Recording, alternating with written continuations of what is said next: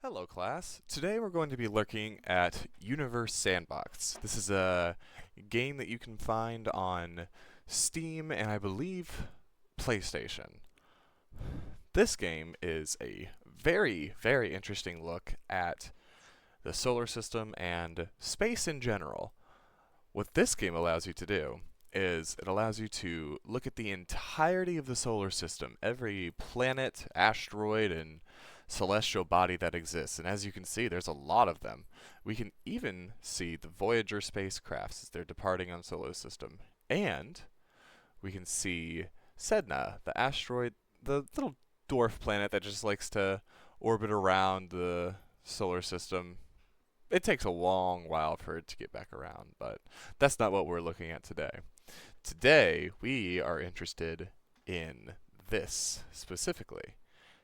So let's take a look at our little home planet of Earth.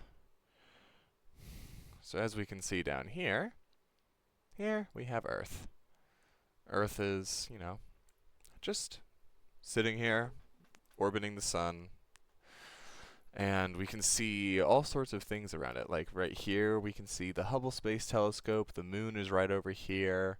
But what we're focused on is just the Earth. So down here, in the bottom right, or left, excuse me, in the bottom left, we have this little time scale adjuster. So what we can do is we can pause time, we can speed up time however much we want. We can even reverse time if we so desire. But right now, we're just going to change the time to hours per second, and we'll make it about 1 hour a second. That way we can see everything happen a little bit faster.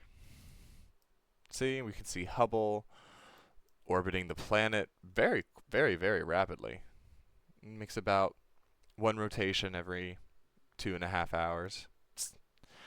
But what this game allows us to do is we can go over here and we can look at all of these different options. It tells us all this information about the planet, like what the mass is, what the radius is, its density, temperature, speed, rotational period, age, surface gravity even.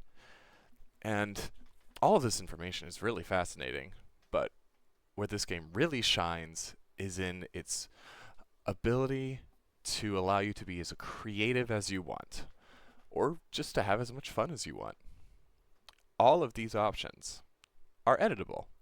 So let's take a look at the mass. So right now, Earth is at 1 Earth mass. Makes sense. We just started the game. It makes sense that Earth would be at 1 Earth mass. But what we can do is we can just get rid of that number and put in whatever we want. Let's start fun and let's do 10. So now Earth is going to be 10 Earths mass. So let's watch what happens. Whoa! Earth became enormous and actually destroyed Hubble with its expansion. So now if we look over here, its radius increased slightly, and so did its surface gravity. Well, surface gravity increased by a lot, actually. So much so that anything that was living on Earth probably isn't anymore. It probably all just got crushed instantly. But, oh well. It's a game. But it allows us to experiment with what would happen if Earth was bigger or if Earth was hotter. Let's make Earth 10 degrees Celsius. Oh, and there went the moon. The moon got caught up in the Earth's increased gravitational pull and flew right into it and shattered, and now it's fragmented out and creating a large cloud that will probably end up orbiting the Earth, and over enough time will make a new moon. A lot of this is also going to crash into the Earth, so let's see what happens when that happens.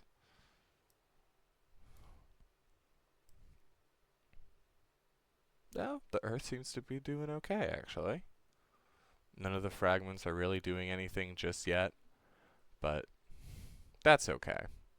But yes, this game allows for real creativity and just general curiosity with what would happen if things were slightly bigger, slightly warmer, slightly faster. Just to see and experiment. Like, we caused the moon to crash into the Earth and explode into a beautiful array of fragments and space dust. And as time progresses, all this will collect around the Earth again and make a new moon. All right. Thank you for watching this, and I look forward to seeing all of you in class tomorrow.